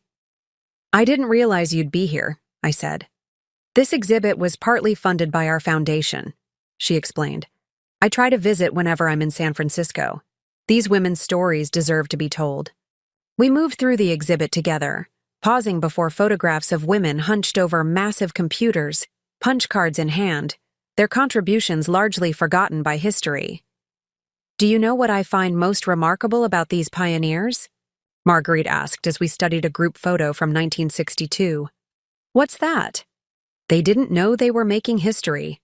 They were just doing work they found fascinating, often in basements and back rooms, while men took credit for their innovations. She glanced at me meaningfully. "Rather like someone else I know." "The parallel isn't lost on me," I admitted. "My grandmother was part of this generation. She gave up her programming career when she married, but she never lost her fascination with technology. She was the one who encouraged my interest in computers when I was young." "And now you're carrying forward her legacy," Marguerite observed, "creating opportunities she never had." We completed our tour of the exhibit and found ourselves in the museum's quiet courtyard, San Francisco's lights twinkling around us in the evening darkness. "I've been thinking about your story, Olivia," Marguerite said as we sat on a bench near a sculptural fountain. "About how you transformed that basement experience into something powerful." "I didn't set out to create a movement," I said. "I just wanted to make meaning from something painful." "That's often how the most significant changes begin," she replied. "Not with grand plans, but with personal insights that reveal universal truths. You recognize that being relegated to the basement wasn't just about you. It was about how society overlooks certain kinds of talent and potential. You turned a personal slight into a platform for systemic change." Her words resonated with something I'd been feeling but hadn't fully articulated. My journey from the basement to the Mitchell Centers wasn't just about proving my family wrong or healing my own wounds. It was about recognizing that my experience reflected broader patterns of overlooked potential and doing something to address that larger issue. "The most powerful form of healing isn't forgetting pain," Marguerite continued. "It's transforming it into purpose." "Is that why you started the National Foundation?" I asked, suddenly curious about her personal motivation. She smiled slightly. "Perceptive question, yes, in a way. I was the only female computer science major in my program in 1975. My professor told me on the first day that I was taking a spot that should have gone to a man who would actually use the degree. I graduated top of my class and went on to design operating systems for 3 decades. And then founded an organization to ensure no other girl would be told she didn't belong in technology," I finished. "Precisely." She checked her watch. "I should be going. Early flight tomorrow. But I want you to know that what you've built with the Mitchell Centers isn't just impressive. It's necessary. And with our partnership, we can ensure that thousands more girls will never experience the basement effect." "The basement effect," I repeated. I like that terminology. The systematic relegation of certain people to less desirable spaces, literal or figurative, based on biased perceptions of their value and potential. Marguerite stood. You've created an antidote, and together we're going to distribute it nationwide. After she left, I remained in the courtyard, considering how a simple decision to transform my childhood home had evolved into something far greater than I'd imagined. The ripples had become waves, affecting lives far beyond my original vision. The following week, back in Boston for MIT's Alumni Innovation Conference, I made time to visit the original Mitchell Center. Walking through its doors still gave me a peculiar feeling, the building's exterior so familiar, its interior now so transformed from the house where I'd never truly belonged. In the reception area, a new installation had been added since my last visit, a wall of firsts, celebrating the achievements of our students and graduates. First place at the state robotics competition. First published research paper in an academic journal. First patent application. First college scholarship. First internship at Google. Among these accomplishments was a framed acceptance letter from MIT with Jasmine's name, representing all 5 of our students who would be attending in the fall. Beside it hung a photograph of the girls standing with me at the Women in Technology Summit, their faces radiating pride and possibility. As I studied the display, Marisol Diaz, the center's director, appeared beside me. Quite a collection of firsts, she said warmly. And it keeps growing. We just heard that Amara's algorithm has been accepted for presentation at the International Computing Conference. She'll be the youngest presenter in the event's history. That's incredible, I replied, thinking of the quiet girl whose talent had reminded me of my younger self. Has she heard yet? Not yet. We wanted to surprise her when she comes in for her mentor session this afternoon. Marisol gestured toward my office. Oh, and a package arrived for you yesterday. From Catherine Mitchell. We've placed it on your desk.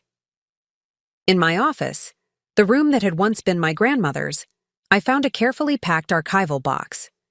Inside were folders of yellowed papers covered in my grandmother's precise handwriting, technical manuals with her annotations in the margins, and photographs I'd never seen before. Eleanor Mitchell standing beside an early IBM computer, her hand resting proudly on its massive frame. My grandmother teaching a programming class, a rare female instructor in a sea of male students. And most precious of all, a series of photos of my grandmother and me, hunched together over my first computer, her patient guidance evident in the way she pointed at the screen. And at the bottom of the box, a sealed envelope with my name written in my grandmother's distinctive script. With trembling fingers, I opened it to find a letter dated just 3 months before her death. My dearest Olivia, if you're reading this, then you have indeed found your path, as I always knew you would. From the first moment I saw you methodically, arranging your building blocks in patterns that revealed your systematic mind, I recognized in you the same passion for logic and problem-solving that drove my own work with early computers. I've instructed Catherine to give you this letter and my professional papers when the time is right, when you've discovered how to use your exceptional gifts despite the limitations others may place upon you. My darling girl, I've watched with both pride and sadness as your parents have consistently overlooked your remarkable mind, your persistence, your creativity. They cannot see what I see so clearly, that you possess not just intelligence, but the rarer quality of vision, the ability to perceive solutions where others see only obstacles. In my generation, women like me were frequently relegated to the computational equivalent of basements, our work essential but unacknowledged, our contributions vital but invisible. We wrote the code that sent men to the moon, yet our names rarely appeared in the histories of those achievements. You may face similar challenges, different in form but familiar in essence. When you do, remember this: basement dwellers develop unique strengths. We learn to create light in darkness. We build foundations that support structures we may never be invited to enter. We develop resilience that those who have always lived in sunlight cannot comprehend. Whatever path you choose, and I have every confidence it will be extraordinary, never forget that your worth is not determined by others' recognition of it. The most revolutionary ideas often germinate in basements, away from the scrutiny that might wither them before they can flourish. You, my Olivia, are meant for more than the limited role your parents envision for you. Your mind is a rare instrument. Trust it. Follow where it leads you, and know that wherever my soul resides when you read these words, I am watching your journey with endless pride and love. Your eternally devoted grandmother, Eleanor Mitchell. Tears streamed down my face as I finished reading, the letter connecting me across time to the woman who had first recognized my potential. She had seen so clearly what was coming, the challenges I would face, the strengths I would develop from adversity, the unique perspective that being overlooked would give me. And she had been right. The basement experiences, literal and metaphorical, had shaped me in ways that privilege never could have. They had given me empathy for the overlooked, determination born of self-reliance, and a drive to create spaces where others like me could flourish in the light rather than struggle in shadows. I carefully refolded the letter and placed it in my desk drawer, then went to the window seat where my grandmother and I had spent so many hours together. Outside, a group of Mitchell Center students were arriving for their afternoon session, laughing and talking excitedly as they entered the building that had once been a symbol of my exclusion and was now a beacon of inclusion. The ripple effect continued, expanding outward from that first transformative decision to turn pain into purpose. From basements to breakthrough opportunities, from overlooked potential to world-changing possibilities. And I was just getting started. 5 years after the national expansion of the Mitchell Centers began, I stood in the gleaming lobby of our newest facility, the 50th Center, representing our presence in every state. The Chicago location was our largest yet, a renovated warehouse in a formerly industrial neighborhood that now housed 6 floors of technology labs, classroom spaces, mentor offices, and a rooftop garden where students could code in the open air. "Quite different from a basement, isn't it?" Eliza said quietly beside me, squeezing my hand as we surveyed the soaring space with its wall of screens displaying real-time projects from Mitchell Centers across the country. "Just a bit," I agreed with a smile. Our relationship had evolved alongside the centers. 3 years ago, we'd married in a small ceremony on the grounds of the original Boston Mitchell Center, exchanging vows in the garden where my grandmother's favorite roses now bloomed. Eliza had left her marine biology research position to become the Chief Sustainability Officer for the Mitchell Foundation, integrating environmental science into our curriculum and establishing our green computing initiative. Today was the formal dedication of the Chicago Center, and the lobby was filling with guests, corporate sponsors, local officials, educators, and most importantly, the first cohort of 60 Chicago students, identified through our talent search program in underserved schools throughout the city. Looking at their faces, eager, nervous, full of potential, I felt the familiar surge of purpose that had driven me since that first transformative decision to convert my family home. These girls, like hundreds before them across the nation, would have opportunities that might otherwise have been denied them. They would develop their talents in environments designed for their success, guided by mentors who recognized their value. "5-minute warning, Ms. Caldwell-Santiago," said Dina, our national program director, approaching with a tablet in hand. "Full house, standing room only in the auditorium." "Thank you, Dina. And our special guests?" I asked. "All here, seated, in the front row, as requested." I nodded, feeling a flutter of anticipation.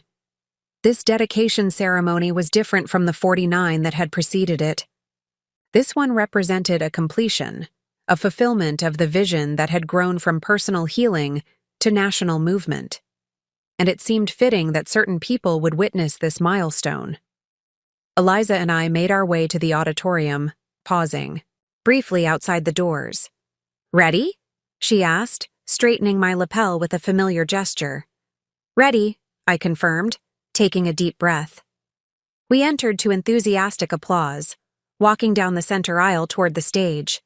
As we passed the front row, I nodded to the small group seated there, my parents looking older but more at peace than I'd ever seen them. Rebecca with her husband Michael, whom she'd met through volunteer work at the Boston Center, and Marguerite Herrera, whose partnership had made the national expansion possible.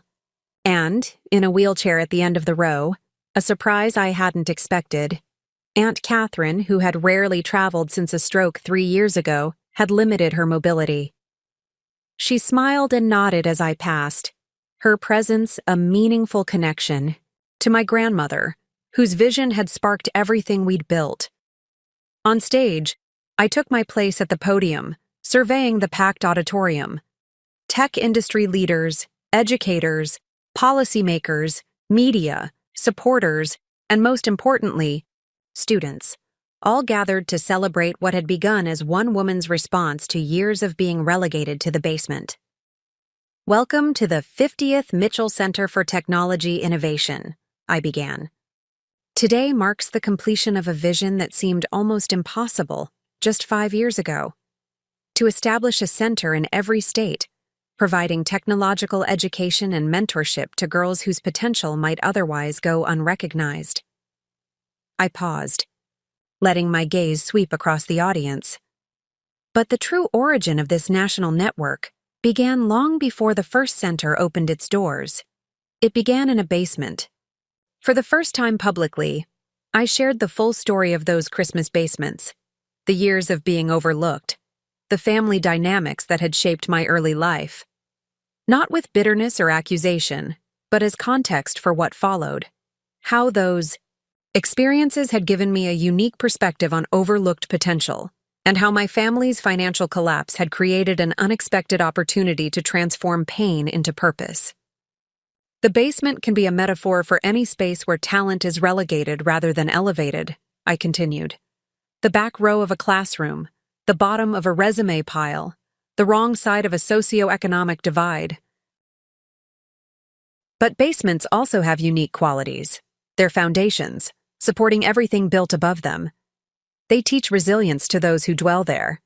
And most importantly, they can become launching points for transformation. I outlined the journey from that first center in Boston to the national network we celebrated today, acknowledging the corporate partners whose funding had made expansion possible, the educational institutions that had created pathways for our graduates, and the thousands of professional women who served as mentors. But numbers and statistics don't capture the true impact of the Mitchell Centers, I said. For that, we need stories.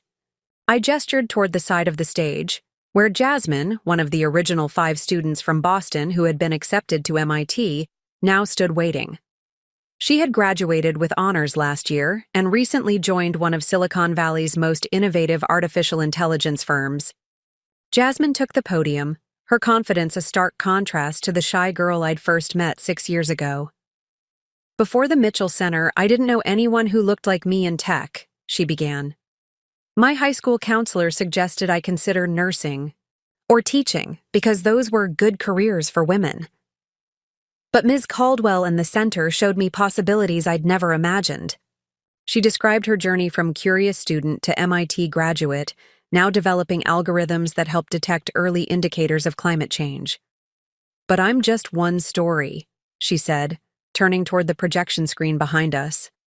Today, I'm honored to introduce you to the Mitchell Network, graduates from centers across the country who are changing the face of technology. The screen illuminated with a mosaic of faces, young women of all backgrounds, each with a caption noting their current roles. Software engineer at NASA, cybersecurity specialist at the Department of Defense, founder of an educational technology startup, lead developer for renewable energy systems, biomedical engineer designing prosthetics. The audience applauded as Jasmine concluded her remarks and returned to her seat. I stepped back to the podium, moved by the visual representation of what had grown from that first transformative decision. Each of these women was once a girl whose potential might have been overlooked, I said. Each represents not just individual success, but a shift in our collective understanding of who belongs in technology and innovation spaces. I then introduced our newest initiative, the Foundations Program, which would extend Mitchell Center resources to elementary schools in underserved communities, identifying aptitude for computational thinking at even earlier ages. We've learned that the basement effect often begins before middle school, I explained. By third grade, many girls with natural aptitude for STEM fields have already internalized the message that those spaces aren't for them. The Foundations program aims to intercept that message and replace it with invitation and opportunity. After outlining the program's structure and goals, I paused, taking a moment to acknowledge the deeper meaning of this milestone. Today isn't just about celebrating 50 centers in 50 states. It's about recognizing how personal transformation can catalyze systemic change. It's about understanding that our most painful experiences often contain the seeds of our greatest contributions. I looked directly at my parents in the front row, their expressions a mixture of pride and lingering regret. And it's about the power of rewriting narratives, both personal and societal. The basement is no longer a place of exclusion in my story. It's become the foundation of a movement that has changed thousands of lives. As I concluded my remarks, the audience rose in a standing ovation. I beckoned Eliza to join me at the podium, along with Jasmine, Marguerite, and Dina, the women who had been instrumental in bringing the vision to national scale. After the ceremony, during the reception in the center's main collaborative workspace, my father approached me while I was momentarily alone, having stepped away from the crowd to collect my thoughts. "Olivia," he said quietly, "what you've built, it's extraordinary. Thank you, Dad." The formality between us had softened over the years, but our relationship remained complicated. Healing, but never fully healed. Closer, but never completely close. "I saw something today that I've never quite understood before," he continued, his voice reflective. "The way those girls look at you, it's not just admiration. It's recognition. They see themselves in you, and you in them." I nodded, surprised by his perception. That's exactly what drives the centers. Recognition of potential that others might miss. "The way we missed yours." It wasn't a question, but a statement, an acknowledgement that had been years in coming. "Yes," I said simply. He looked around at the bustling reception, the animated conversations between students and tech industry leaders, the displays of innovative projects created by Mitchell Center participants. "The basements," he said quietly. "All those Christmases. I never thought." "Neither did I admitted. "But that's the thing about overlooked spaces, Dad. They often contain exactly what we most need to see." A comfortable silence fell between us, not the tense, awkward silences of the past, but a moment of shared understanding. "Your grandmother would be incredibly proud," he finally said, "not just of the centers, but of you, the woman you've become." "I know," I replied, thinking of her letter. She saw it before anyone else did.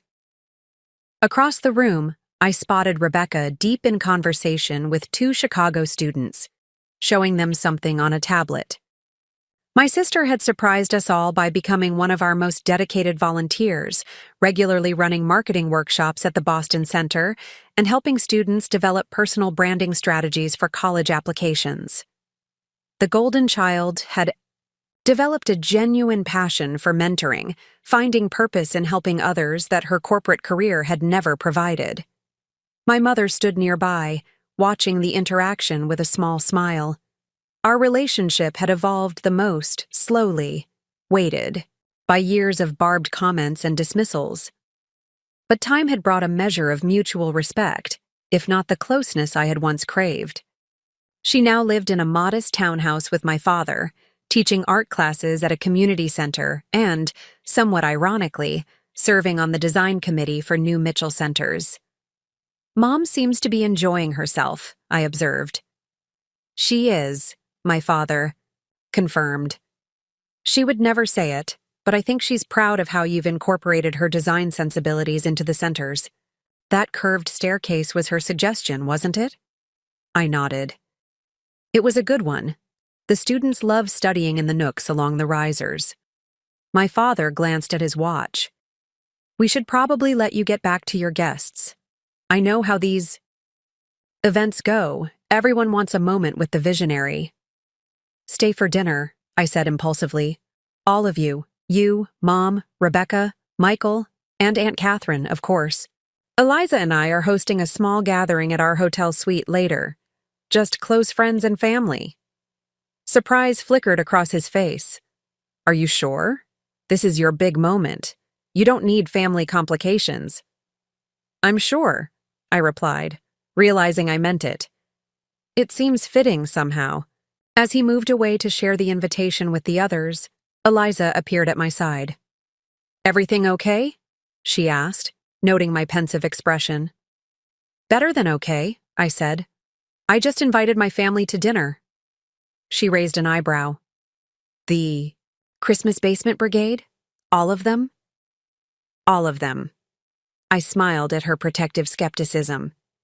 It feels right. Full circle in a way. The remainder of the reception passed in a blur of introductions, conversations, and photographs. I made sure to speak personally with each of the 60 new Chicago students, asking about their interests and aspirations. Their energy and optimism were infectious, their potential palpable. Some reminded me of myself at their age, quiet but determined, their minds already mapping possibilities others couldn't see. Others had a confidence I'd never possessed as a teen, boldly claiming space in a field that had historically excluded girls like them. Later that evening, in our hotel suite with its panoramic view of the Chicago skyline, I found myself in the surreal position of hosting my family for a celebratory dinner. Eliza had arranged for private catering, transforming the suite's dining area into an elegant setting for 10. My parents, Rebecca and Michael, Aunt Catherine with her nurse, Marguerite, Jasmine, who'd become like family, and ourselves. As wine was poured and appetizers served, I observed the relaxed interactions around the table. My father discussing community financial education with Marguerite. My mother engaged in conversation about sustainable architecture with Eliza. Rebecca showing photos of her nonprofit marketing clients to Jasmine, who offered suggestions for their digital strategies. And Catherine, who had barely spoken during the reception, now animated as she described to Michael the early days of computer programming, the room-sized machines, the punch cards. The women who wrote code before coding was considered prestigious. My mother, Olivia's grandmother, was among them, she said. Eleanor could see patterns in code that others missed. She would have thrived in today's technology world. She lives on through the centers, Marguerite commented. Her vision, embodied in brick and glass and curriculum. Catherine nodded, then turned to me with unexpected earnestness. I have something for you, Olivia. I wasn't sure when to give it to you, but perhaps now is appropriate. Her nurse handed her a small velvet box, which Catherine passed to me across the table. This belonged to Mother, she explained. She wanted you to have it, but I held on to it after she died. Selfishly, perhaps. But seeing what you've created, what her influence helped shape, I know it's time. I opened the box to find an elegant silver brooch in the shape of an infinity symbol, small diamonds embedded along its curves. It was her celebration gift. To herself when she completed her first major programming project in 1958, Catherine explained. A rare moment of professional recognition in a time when women's contributions were often invisible. She called it her infinity pin because she believed knowledge, once created, continues expanding forever. The symbolism wasn't lost on me. AI, perfect representation of what we'd built with the Mitchell Centers. Knowledge and opportunity expanding in ever-widening circles. This is incredible, Aunt Catherine. Thank you for preserving it all these years. It belongs with you, she said simply. The true inheritor of Eleanor's legacy. As dinner progressed, conversation flowed with surprising ease. Old tensions seemed to have dissolved, replaced by a shared pride in what the Mitchell Centers had become. Even my mother, who had once been so dismissive of my technological interests, asked thoughtful questions about our curriculum and student outcomes. After dessert was served, my father unexpectedly tapped his glass for attention. "I hope you'll indulge me for a moment," he began. "This is a celebration of an extraordinary achievement. 50 centers, thousands of students, countless lives changed. But for our family, it represents something even more profound." He looked directly at me, his expression more vulnerable than I'd ever seen it. "Olivia, when your mother and I relegated you to the basement during those Christmas gatherings, we thought we were simply making practical arrangements. We didn't understand the message we were sending about your place in our family. And when you showed up at our door after my disgrace with a proposal that saved us from complete ruin, you had every right to demand acknowledgement of that hurt." The table had gone completely silent, everyone watching this unexpected moment unfold. Instead, you channeled that experience into creating spaces where no girl would ever feel relegated to the basement of opportunity. You transformed our failure as parents into a foundation for others' success. His voice caught slightly. "I can think of no more profound act of both justice and mercy." My mother reached for his hand, her eyes shining with unshed tears. "What your father is trying to say, in his roundabout way, is that we are deeply sorry for the pain we caused you, and immensely proud of the woman you've become despite our shortcomings." Rebecca nodded in agreement. "You turned the basement into a launchpad, Liv, for yourself and for thousands of girls who might otherwise have been overlooked, just as you were." I felt Eliza's hand on my knee under the table, a silent gesture of support. This was the acknowledgement I had once desperately craved, recognition not just of my success, but of the journey that had shaped it. "Thank you," I said simply. The basement experiences taught me to see potential where others might not look. They made me sensitive to talent that exists on margins and in shadows. In a strange way, they prepared me precisely for this work. Marguerite raised her glass. To basements transformed into foundations, and to Olivia, who showed us all how personal healing can become public purpose. As glasses clinked around the table, I felt a sense of completion unlike anything I'd experienced before. Not because I had finally received my family's approval, I no longer needed that validation, but because the story had come full circle. The basement-dwelling daughter had not only emerged into the light, but had created light for countless others. The relegation that had once felt like rejection had become the genesis of a movement. Later that night, after our guests had departed and Eliza had fallen asleep, I stood by the suite's floor-to-ceiling windows, gazing at the city lights. I pinned my grandmother's infinity brooch to my robe, its diamonds catching the ambient glow of the urban landscape below. In the window's reflection, I could almost see the ghostly image of that young girl relegated to the basement, huddled under blankets while family celebrations continued without her above.